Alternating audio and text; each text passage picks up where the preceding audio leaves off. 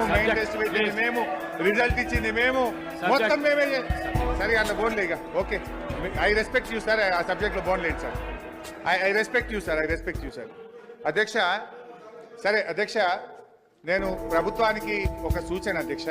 ఇది దయచేసి సరే ఇందాక మిత్రులు శ్రీధర్ బాబు గారు చెప్పిన దాని continuation, and I would like to give the suggestion to the government. ఏంటంటే అధ్యక్ష, శ్రీధర్ బాబు గారు కూడా అదే అన్నారు.